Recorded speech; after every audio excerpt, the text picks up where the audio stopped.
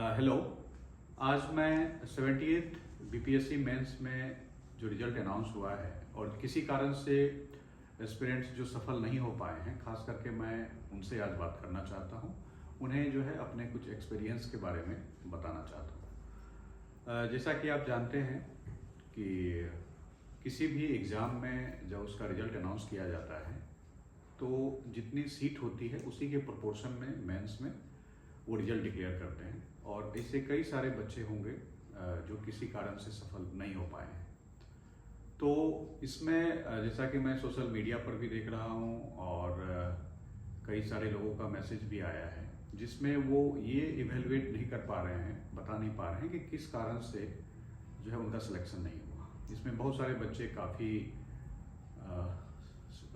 Sure थे कि उनका एक एग्ज़ाम बहुत अच्छा गया है, उन्होंने बहुत अच्छा लिखा है और वो सफल नहीं हो पाए।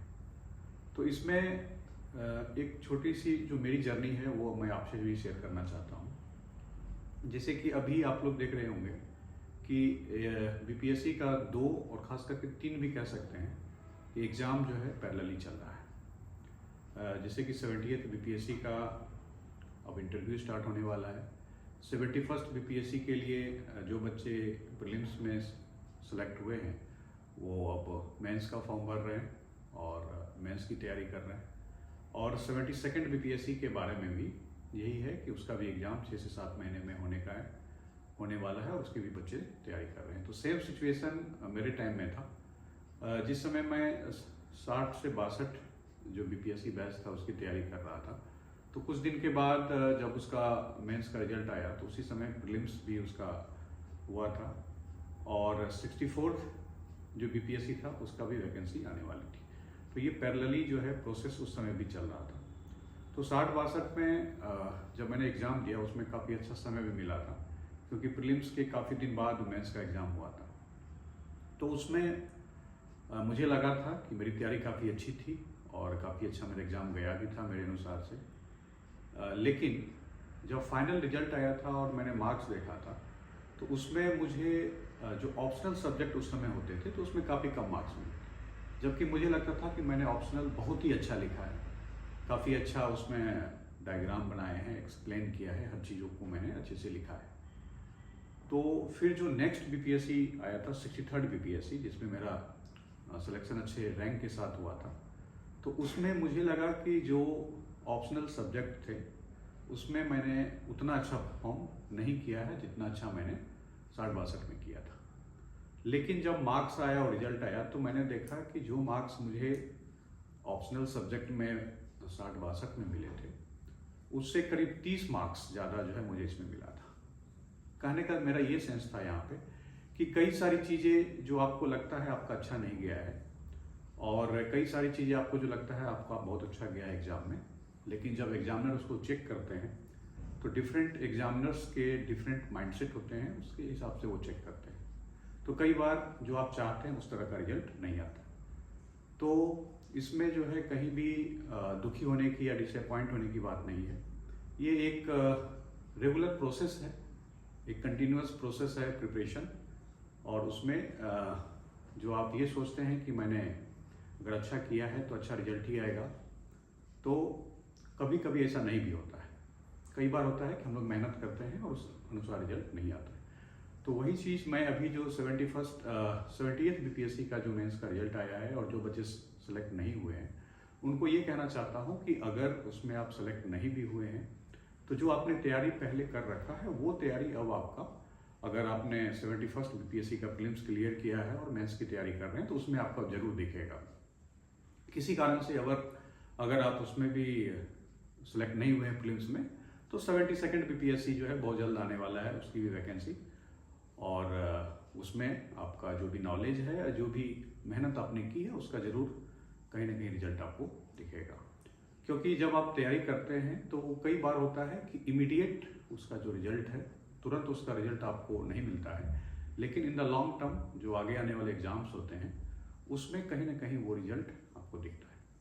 इसके साथ साथ बहुत सारे एस्पिरेंट्स ऐसे भी होंगे जो यूपीएससी की भी तैयारी कर रहे होंगे। मैक्सिमम बच्चे ऐसे होंगे जो यूपीएससी की भी तैयारी जो है कर रहे होंगे साथ में। तो उसका भी एग्ज़ाम जो है मई में जैसा कि उसका कैलेंडर पहले ही निकल जाता है, तो मई में उसका प्रीलिम्स होना है।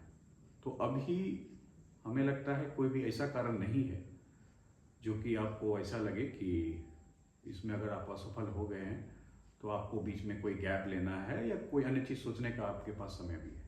आप अपनी तैयारी जो है वो कंटिन्यू रखें। और मेरा तो मानना है कि कभी कभी आपका जो है किसी एग्ज़ाम में असफल होना इनडायरेक्टली आपके लिए बहुत ही फायदेमंद होता है, क्योंकि जो चीज़ उस समय आप कवर नहीं कर पाए थे, अच्छे से आपने नहीं पढ़ा था, तो अब आपको वो मौका मिल जाता है उन चीज़ों को कवर कर लेने का। क्योंकि जब आप एक बार प्रोसेस में आ जाते हैं किसी एग्ज़ाम को निकालने के बाद, तो जो चीज़ें आपकी छूट जाती हैं वो, चूँकि अभी आप जैसे 78 बीपीएससी का जिन्होंने मेंस क्लियर किया है, तो वो बाकायदा अभी इंटरव्यू की तैयारी करेंगे। लेकिन हो सकता है कि उसका मेंस किसी भी तरह क्वालिफाई हो गया। बहुत सारे ऐसे टॉपिक्स थे जिसको उसने उतने अच्छे से नहीं लिखा, जो क्वेश्चंस थे, और बट उसने एनी हाउ अच्छे मार्क्स आए होंगे, इतना अच्छे आए होंगे, कट ऑफ क्लियर हो गया। लेकिन जब फाइनल रिजल्ट आएगा तो हो सकता है कि उतना अच्छा रैंक ना आएगा। तो ऐसे बच्चे जो सेलेक्ट नहीं हुए मेंस में, तब उसके पास टाइम है कि वो एनालाइज करे कि कहाँ उनसे गलती हुई है, कौन सा उनका वीक एरिया था, तो उसको अच्छे से कवर करके 71st मेंस में वो उससे भी अच्छा परफॉर्मेंस कर सकते हैं, जिससे कि उनका रैंक भी इम्प्रूव होगा और काफ़ी अच्छी सर्विस जो वो चाहते हैं वो मिल जाए। तो ये सब चीज़ें हैं कि जो हमें लगता है कि ब्लेसिंग्स इन डिस्गाइज होती है। कहने का मतलब है कि जो चीज़ अभी आपको लगता है, खराब लग रहा है कि आप सफल नहीं हुए उस चीज़ों में, तो इन द लॉन्ग टर्म वो आपके लिए कहीं ना कहीं जो है एक बेटर रिजल्ट के साथ एक आपको बेटर रिजल्ट देता है, क्योंकि उन चीज़ों को आप इस प्रोसेस में, इस बीच में दूर कर लेते हैं। साथ ही साथ अगर आपकी, हमें लगता है कि प्रिपरेशन के साथ साथ कुछ ऐसी चीज़ें होती हैं जो आपको अच्छा लगता है, जो आपकी कुछ हॉबी होती है या कुछ बुक्स आप पढ़ना चाहते हैं, तो कुछ समय निकालकर अपने प्रिपरेशन के दौरान भी वो भी चीज़ें आप कर सकते हैं, क्योंकि आपके पास एक टाइम का लग्जरी होता है थोड़ा बहुत, तो उसको भी आप लोग यूटिलाइज कर सकते हैं। तो ओवरऑल मेरा कहने का ये सेंस था कि आप अपनी तैयारी को, जो प्रिपरेशन आप कर रहे हैं, उसको किसी भी प्रकार से इन छोटे मोटे रिजल्ट ना आने से प्रभावित ना होने दें। आप अपना तैयारी जो है कंटिन्यू रखें, और इस प्रकार से कंटिन्यू रखें कि मानो कि आपको एक जो सफलता मिलने वाली थी वो कुछ कदम आगे चला गया है, जिसको आपको कवर करके सफल होना है। इसको इस प्रकार ना लें कि बहुत बड़ा चीज़ एक जो था वो मिस हो गया है, या कुछ ऐसी चीज़ें मिस हो गई है जिससे आप हासिल नहीं कर सकते हैं। तो ऐसा कुछ नहीं होता है। इस प्रोसेस में कई सारे लर्निंग्स होते हैं, कई सारे फाइंडिंग्स होते हैं, जो कि धीरे धीरे आप उसको कवर करते हैं। तो ये बातें थी जिसे हमें लगता है कि आप लोगों को ध्यान रखना चाहिए, और कुछ दिनों का गैप लेकर, 2-3 दिनों का गैप लेकर पुनः आपको जो है उस प्रिपरेशन में लग जाना चाहिए।